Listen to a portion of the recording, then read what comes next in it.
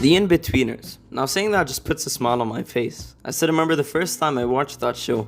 I was a cute, innocent 12-year-old and my older cousin had put it on. And as the innocent kid I was, I had no idea what was going on and what the words they were using are. Whether it was bent, fit, bollock, swanker, they all seemed pretty outlandish to me. For a bit I actually thought it was like Friends, but just more depressing, stale, and well, it's in the UK. The Inbetweeners is what I believe the greatest coming-of-age sitcom ever created. And it's hard to disagree. It depicts perfectly the life of four weird teenage UK boys going through life as they try and overcome every possible obstacle that might come their way. Whether that's getting stuck in a boat or losing your V-card, this show definitely has it all. And what might strike you the most isn't the weird vibe and setting, but how unusual the characters are.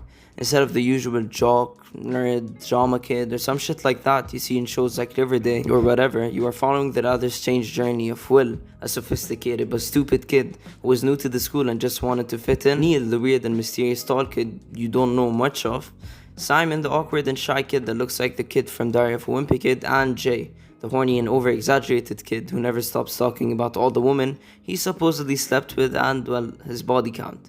Now in hindsight, it seems like said characters aren't compatible and are polar opposite, but that's when the subtleness comes in place. Throughout the series, you are presented with 20 minutes of absolute pleasure, uncomfort, and quick debacles they go through. A perfect example is the first episode in the first season, where they decide to go to a party taking place in one of the bars located in their area, only to enter the wrong bar. With Will narrating the whole series himself, in these 10 minutes you're quickly indulged and eager to learn more about them, and that is clear pretty quickly. The reason they ended up in the wrong bar in the first place is because Neil messed up the name, but luckily Will managed to get them drinks even though they were underage. In the background you can also hear Jay rambling about all the birds he has shagged, and Simon is just anxious and nagging about some girl who won't even look at him. They then go to the actual party, only for Will to absolutely ruin it, again. He eventually rats out the whole school and, well, he fucked it up.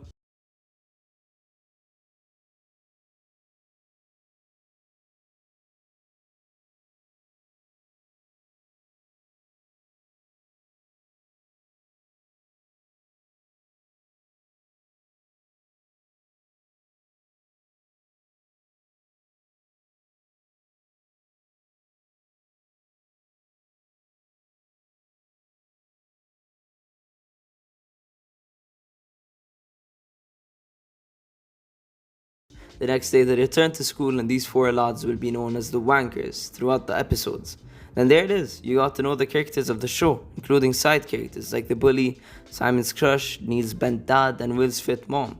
After that one episode, in my opinion at least, it just continues to get better with every episode withholding another conflict they have to find their way around, only to find themselves in a ditch with absolutely no way out. Hey, but at least they got chemistry. Another thing that makes it special is the vibes and the atmosphere of this whole show. Almost feels like a prison they're trapped in. And well, it seems like a great depiction of the UK. Hey, but what do I know? The closest I was to the UK was this show. Now for me, the episode with Patrice takes the cake for the best episode. The dilemma this time is the French exchange student Simon has to take responsibility of. And boy does he mess shit up.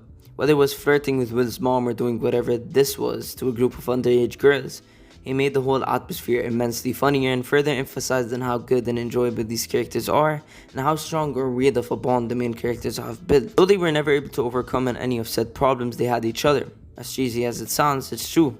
That is also very clear in the two movies that were later released, and well, they felt like super bad except in the UK and with no happy ending. They felt like the series. They were genuinely good movies. To sum things up, this show has it all, from great direction and witty jokes to unforgettable characters and hysterical moments. You know, although the show might not survive in the landscape today, it's great to rewatch shows like this, and well, they're fun. I'm talking like it's some kind of treasure. And at the end of the day, it's a show with a bunch of UK boys cussing at each other and saying words like wanker and fuck and shag. That's funny. I like it. Betweeners for me and my boys is like a rite of passage. The question I have for you, do you think you would get away with it now? I mean, could it be aired now? I don't think so. I think it'd be really difficult. It's a bit of a shame to say that. I think it seems to be cool and trendy. to be Offended by everything. Right, but that's the thing. Everyone's so offended by everything. Yeah. You couldn't watch 20 seconds of Inbetweeners without particularly your going into a character. triggered meltdown. It's a shame because it's sort of killing comedy because you're not really allowed to joke about anything, which is all it is. It's just a joke. Nobody's done anything or mean anything. Now, if you had watched the show and got some of the reference, let me know. And if you haven't and are thinking of watching it, what are you still doing watching this dog shit video, man? You can click off now. Now, all my socials are in the description down below. And in the meantime, I think it's my time to migrate west. See ya.